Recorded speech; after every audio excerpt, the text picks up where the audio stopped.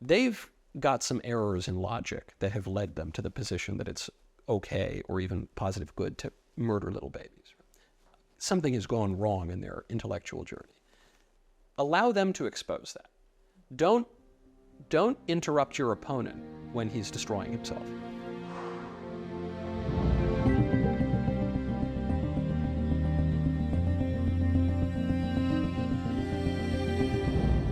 One of the things that you do so well and that we're fans of at Live Action is that when you talk about pro-life stuff, when you're advocating for life in your show and, whatever it is, well, including the Whatever podcast, we'll talk about that in a minute, actually. That's a fun shared experience. But you do it so winsomely. You do. Like, you make it fun. You make it positive despite being bold and uncompromising. How do you do that? What's your approach? Is that something you're really intentional about, or does that just kind of come out naturally? I'm not that angry, generally.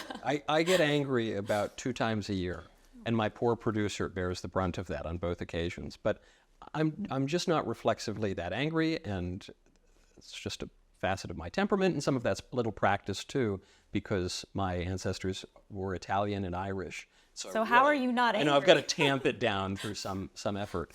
But I remember when I entered into public life and got a show and was doing political work, Ben Shapiro told me that I was totally screwed, basically, because he said, you've got to be angry in politics. In conservative politics, you've either got to be a comedian or you've got to be really angry. That's the only thing that works. And I thought, well, I'm not neither of those things. I can tell a joke every once in a while, but I'm not really angry. And I think he's broadly right, actually, but there is this space for persuading people with a little bit of sugar. A little sugar can make the medicine go down. And, it's most difficult on an issue like life because, this is ghastly stuff. The United States is killing 800,000 of the most vulnerable, innocent people per year. There's no jokes to be made about that. This is a fallen world, and there are awful, terrible things that happen all of the time. And you can either allow that fact to cause you to pull your hair out and wail and scream and be bitter and resentful and angry toward everybody, or you can take the fact of this fallen world and attempt to cooperate with grace and turn bad things into good things. And so I think that's probably the more productive strategy.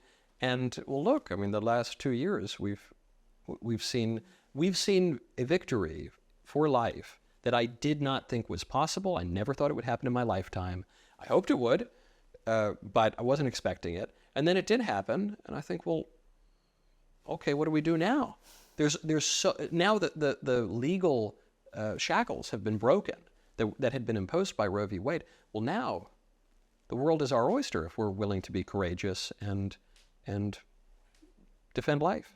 And in a democratic society, yes, anger in politics occasionally, there's a moment for it, but you need persuasion because you got to get the people that weren't already voting alongside you, or the people maybe not willing to put their necks out. You got to get them to share what you believe. And I think that's the power. Maybe it doesn't, make the same headlines to be not abrasive, but in the end, I think it has more staying power in people's hearts. I hope so. And, look, some people are natural comedians, and that's great, and they should do that. And some people really are just curmudgeons, natural sharks. Natural, yeah. I think of my friend Matt Walsh. He is just this. I consider it a challenge to try to get Matt to laugh or crack a smile, because he's so good at and that is, he's not putting on an act. That is kind of his natural disposition, and his dry humor comes out through that. But he's very likable. He's extremely likable. So that helps. Right. But that is a way that he's able to persuade people, and he's obviously very effective at it. Yeah, that's true. And I just think that it's helpful not to pretend to be somebody else. Just as the supporters of Live Action are quite varied. We're all varied. We all have different talents. And so, there's more than one way to skin a cat. And we know that our opponents politically have tried any number of strategies, and they've wrecked our political order with death by 1,000 cuts. And so perhaps we can try to build it up in a similar way. 100%. So recently we were both on the Whatever podcast. You were the first to really, I think, go that territory and be the inspiration to many more conservatives who went on and tried their part, did their bit or whatever. It's a dubious distinction, I think. Well, you really you were a pioneer, a true trailblazer, and you did a great job. I mean, that was the first time I think I watched it, and you were just so pleasant and kind and fatherly, really, really, Michael, to those young ladies. What was that like, and what kind of inspired you to do that? My producer, my associate producer, Smart guy. He's about 12 years old, and so he's very hip and cool, and he's a Zoomer.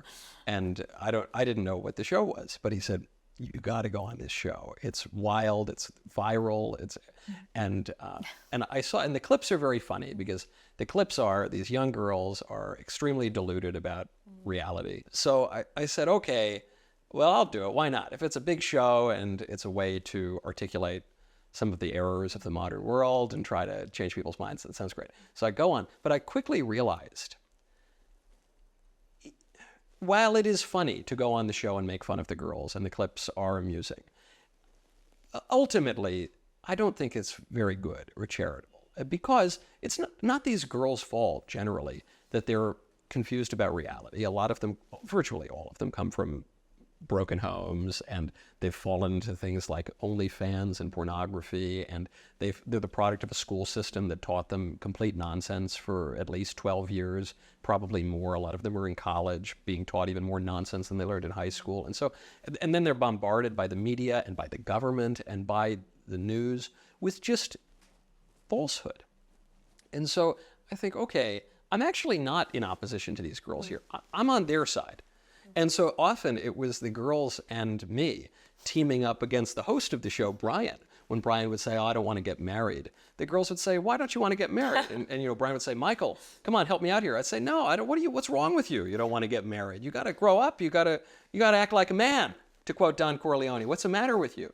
And by the end, I didn't convince the girls on everything, but they did seem more open to my point of view. And I think, well, okay, if we could do that with an entire generation, that would be pretty good. Totally. And I think a lot of them haven't even heard it in a winsome way, or they think it's just sort of like this fundamentalist, tyrannical, Handmaid's Tale Christianity that's telling them to be the property of a man, or, whatever their stereotype is of the truth. It was so they're confused. Yeah. I was asked, everyone around the table was supposed to say how they met their partner, their boyfriend or girlfriend or spouse. And so they go around, and so I'm Tinder, this app or whatever. And I said, my wife and I met. We don't remember, but it was either 6th grade or 5th grade.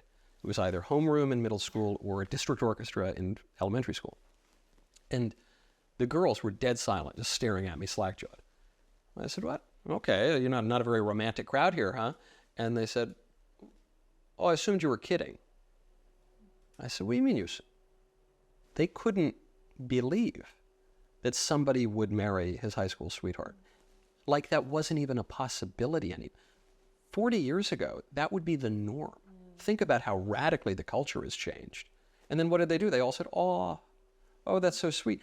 So there's this longing, especially among young women, among young men too, I think, for some semblance of traditional normal life.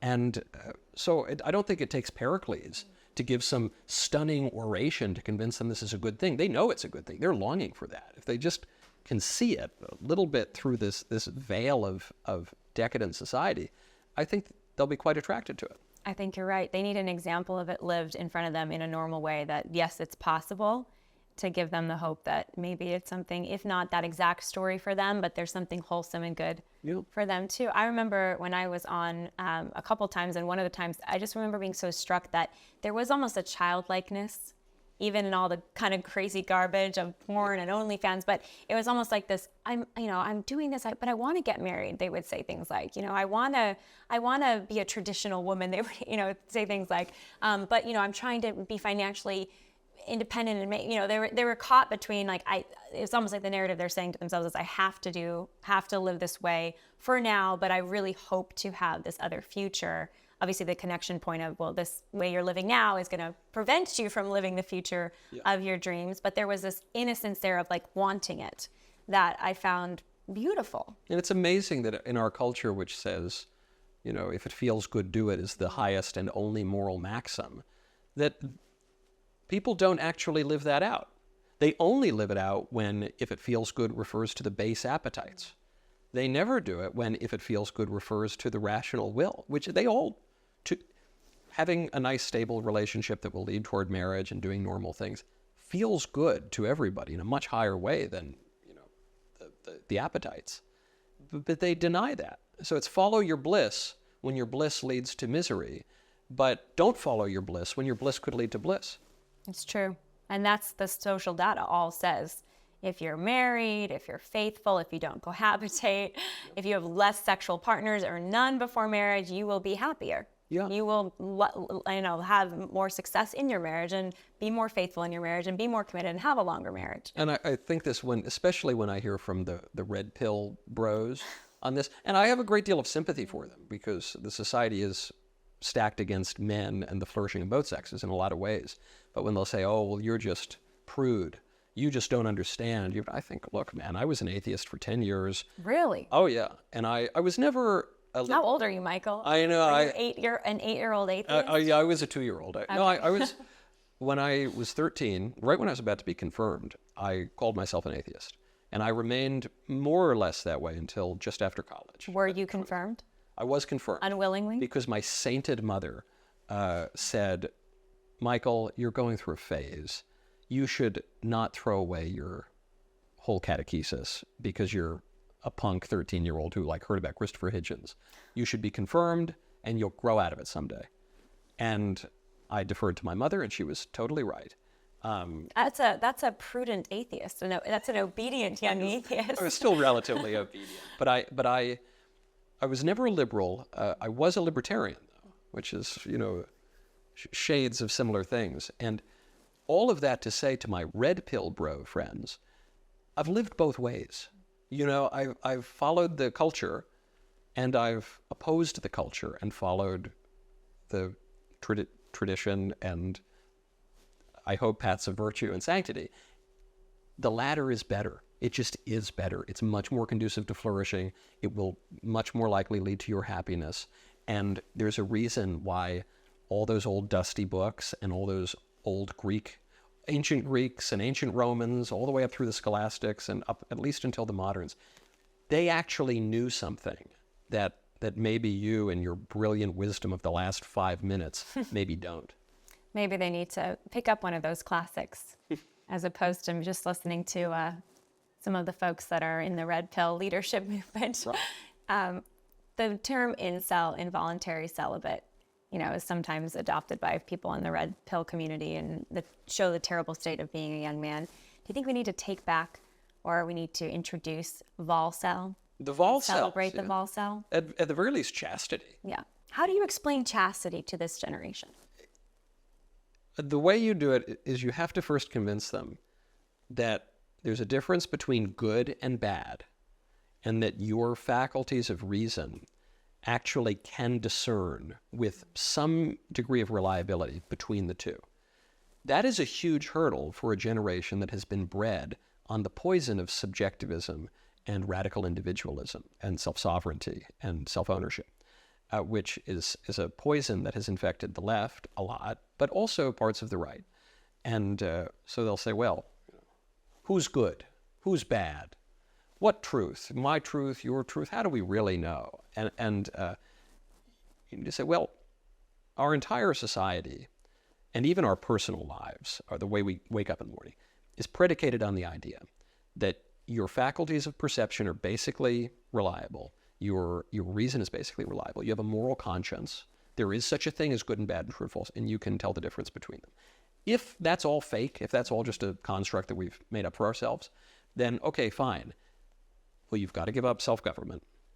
You've got to give up any argument that you would ever have. You've got to stop pretending that your desires have anything rational about them. They're just the grunts of animals. But nobody really believes that. Nobody really lives that way. So the first thing you got to do is, I think, show people that they actually can know certain things. And after that point, you can say, okay, well, then there's a proper way to behave. And there's a proper way to, if you're chaste within marriage, that looks one way. When you're not married, that looks another way. And if you're chaste and unmarried, you're very likely going to want to get married a little more quickly, which is good for you and for society.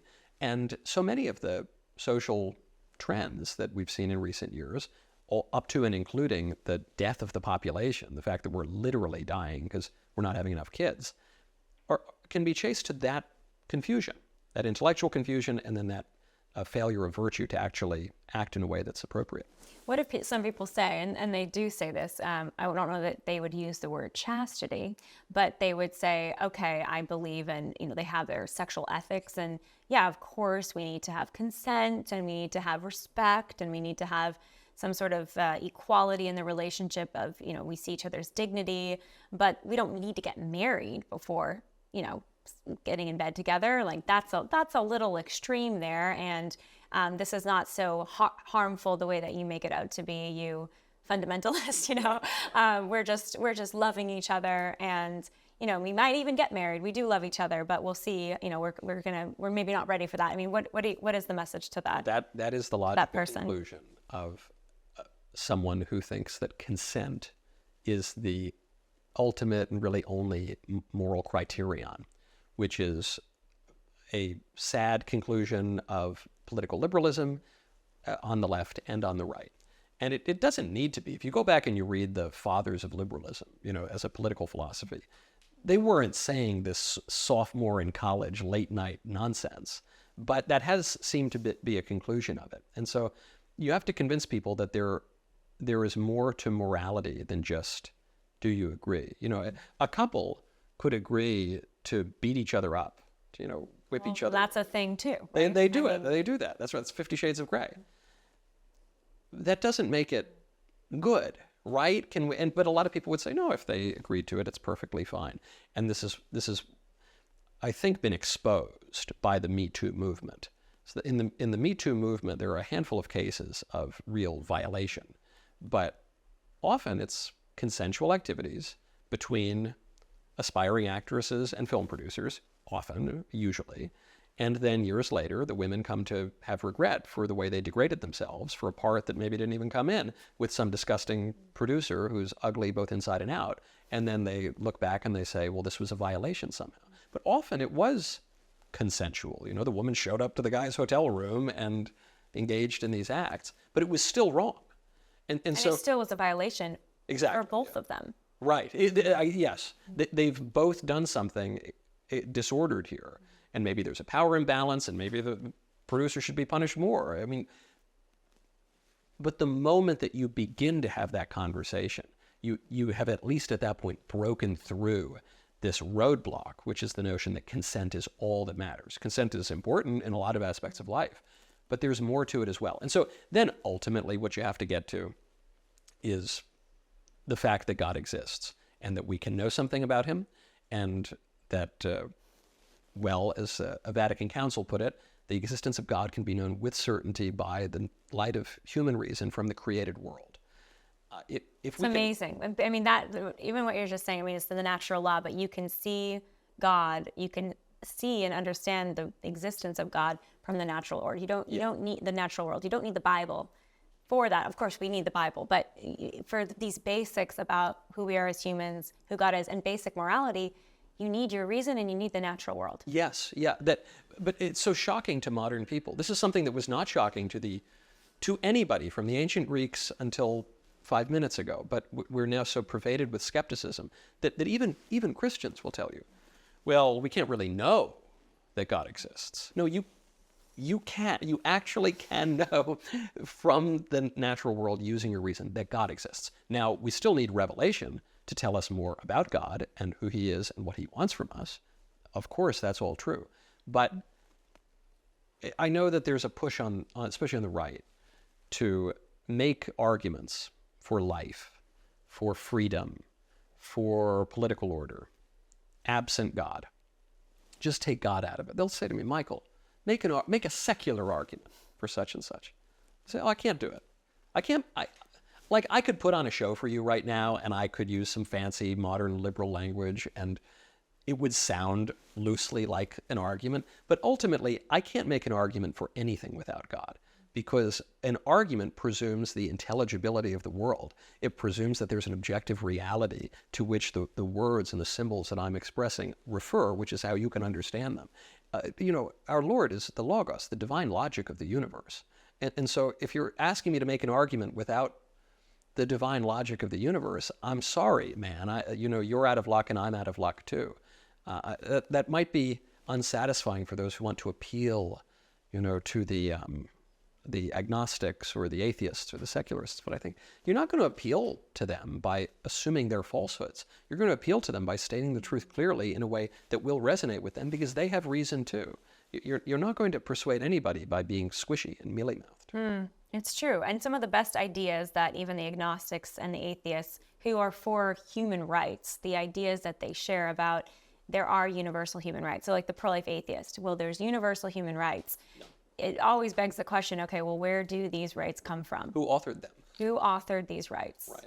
And why are they objective and can't be changed by the will of the people or the personal decision-making of an individual? And I find that the push to speak in these secular terms, even among people of faith, is cynical because it just presumes that these people are hopeless. We're never going to, look, they're too stupid, they're too stubborn, that we'll never convince them of ultimate truth. So let's just try to, do a little dance around. But I think I have a good deal of faith in people. I mean, the man's heart is evil from the very beginning, as we learn around. Wounded by evil. Wounded, yes, but they're not totally lost. Okay, that we can still see at least a little sense of the image of God there, and they've got generally about the same stock of reason that you or I have. So they can be reached. And we've all seen it. We've seen people totally transformed, especially, for goodness sakes, in the pro-life movement. I mean, you see people who performed abortions. You see people who started the pro-abortion movement, who led it, who become the strongest pro-life activists. So I think don't lower your expectations so much.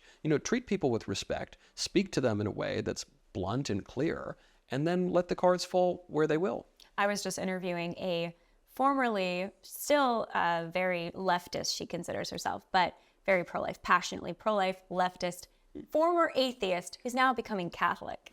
And so, yeah, but would she have become Catholic if all the Catholics were like, oh, well, we're not Catholic in our pro-life work. Yeah. We're just secular pro-lifers who leave our Catholicism and our faith, in the church or in the home. And obviously it doesn't make sense. But listen, you can unite around common principles, basic theology that we can agree on, that there is a creator. I mean, our great Declaration of Independence, we're endowed by our creator with certain inalienable rights. The first of these is life. And you don't have to get into the finer points of theology, yeah. Catholic versus maybe Protestant differences, to agree on that. And from that foundation, you can build the pro-life case very strongly. Right, because, this is something Aristotle shows us in the Nicomachean Ethics. Virtue is not all about, or even mostly about, book learning. Book learning and abstract discussion is a rather small part of actually being a virtuous person and doing good things in the world. And so I would be happy all day to sit down with whoever. I don't know, sit down with atheists, agnostics, Protestants, Zoroastrians, even other Catholics, and we'd find a million things to disagree on, and I'm sure it would all be very interesting. That's a good thing to do over coffee or a cigar. That's not what we're doing right now. What we're doing right now is advocating and advancing the cause of life. And so if an atheist says, well, I just have this intuition of rights, I have this intuition that freedom matters and that freedom is entailed by life. And so, the right to life would obviously supersede some derivative right to freedom. If they say that, I say, okay, maybe you've got some errors in your thinking, but who cares? You've come to the right conclusion. I mean, this is what William F. Buckley Jr., one of the founders of the 20th century conservative movement, said. He said he'd rather be governed by the first 2,000 people in the Boston phone book than the faculty of Harvard College. Rightly so. I mean, this is the argument for democracy. One person is often wrong, and 5 people are often wrong. But all the people somehow are with some frequency right. And I love it. This is why when I hear people attack populism, or I think populism is just an insult. It's a slur to attack ordinary people who feel that their government is not serving them or representing them, which is a very offensive slur in a government of the people, by the people, and for the people.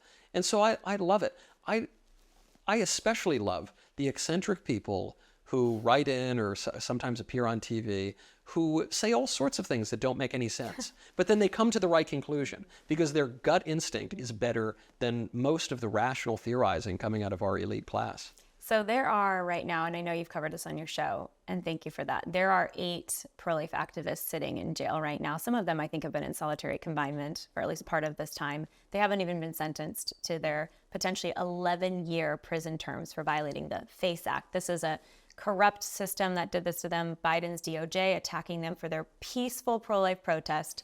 And, you know, these are 24-year-old to 70, I think, 4-year-old people, atheists, Christians, both Protestants and Catholics and Jews, sitting in jail. They all came to the same conclusion that we must act to save, using our bodies peacefully, non-violently, but in direct action to do these sit-ins or these protests outside of these, particularly a late-term abortion clinic in Washington, D.C. But what's remarkable to me, Michael, is that there's every age, every background represented sitting in prison who shared the conviction we have to fight for life. And you know, we're pointing out the grave injustice of this and how awful it is that they're sitting in prison right now. But we shouldn't undermine their consciousness of what they were doing. They knew that they were violating the law. The law, it's not really a law. I mean, an unjust Well, it should have law. been a lesser law of just trespass. That's the thing. Sure. The federal government, you know, Clinton imposed these federal draconian statutes to say that if you do, you know, a trespass, you're doing this protest you maybe shouldn't be doing. But now it's a potential felony. We're going to put you in federal prison for over a decade. It's insane. Just because it's pro-life activism. This is particularly a penalty for pro-life activists. Well, if they had been advocating on behalf of some other cause, Not the same penalties. no, they would be let off with a slap on the wrist, even if they burned half the country down. But we call the FACE Act a law. It's not a law in that an unjust law is not a law, but a species of violence. You know, I mean, this is like Thomas Aquinas would not describe. Every great thinker from Thomas Aquinas to Martin Luther King sitting in a Birmingham jail would not describe the FACE Act as some law really worth respecting. So it's completely absurd. And but they knew it. They knew they were violating it, and they knew that this could happen, and they risked it anyway because it really matters for them to do so. And so what does this mean for conservatives? Obviously, any conservative who manages to make it into the administration, or any Democrat who has any sense of morality, will just pardon these people outright, obviously. But what it has also called attention to is this awful thing called the FACE Act, which says that basically you're not allowed to, it can be interpreted to mean that you're just not allowed to really demonstrate at all against abortion anywhere near these satanic abortion mills. And it's absurd, and it should be overturned immediately. And a lot of people probably didn't even know that such a law existed before these brave people willingly allowed themselves to be dragged to prison by our Gestapo. I think it's going to be overturned by the Supreme Court. And I think our next pro-life president of the United States will pardon these activists. And I think their legacy will live on to inspire more people to take bold and decisive action. Maybe not all in the same form of political protest, but bold and decisive action for life. Yeah. They're heroes. Okay, Michael, you've done a ton of pro-life debates. That's one of your many skills, and we love them, so thank you for doing them. What's some advice that you have? You've debated pro-abortion people, and again, you do it in this very disarming way, but strong way. What's advice that you have for people listening for how to be more effective communicators, debaters, conversationalists on life? One piece of advice that I would give to them is an area where I slipped up one time, which is you need to know all of their talking points. And not even, everyone knows their talking points. You need to know all of the spurious evidence they could bring up. Because one time I was debating this young medical student, and she showed up. Which one was that? Bronte Remsick. Yes. And it was a generally funny debate. I feel the pro-life side prevailed in the debate. I think so too. Thank you. But at one point she showed me a picture. She said, here is a picture of, I don't know what she said, an 8-week-old baby or something. And it was this blurry muck, in a petri dish. And I said, what? I said, I don't think I'm pretty sure that's not an 8-week-old baby. And she was very confident. She said, yes, it is. And it took me a little while of talking to her to find out, no, it's not really a baby. There's no body there. Or this is post-abortion.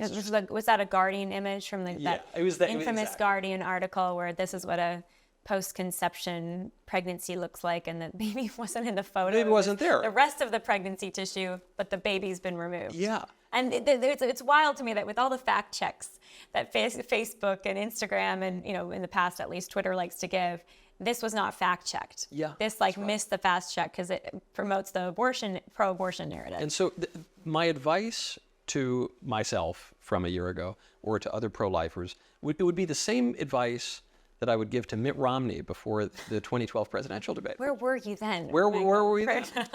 But poor Mitt Romney. I didn't know this then, which is that sometimes they just brazenly lie.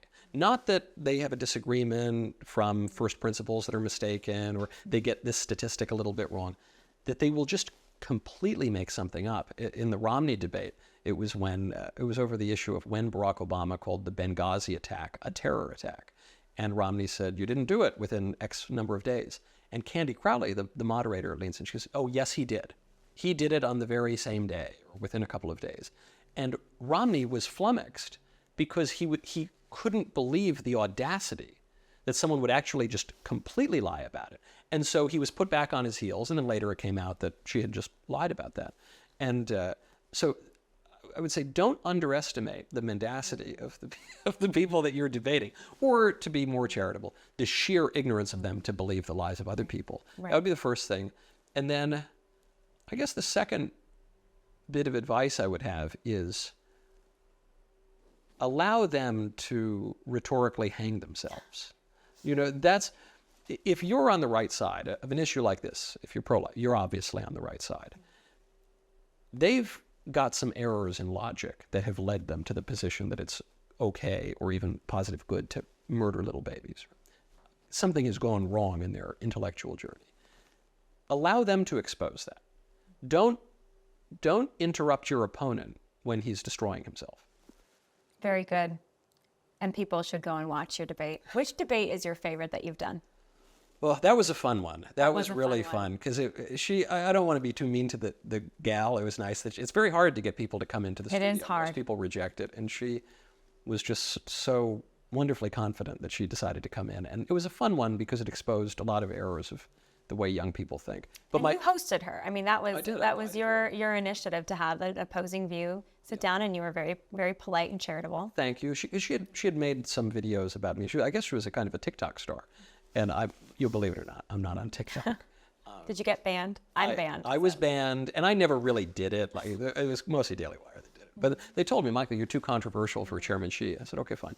But my favorite debate actually was not the Bronte one. It was at Politicon some years ago. I was scheduled to debate Chris Hahn, who was like a Fox News Democrat type.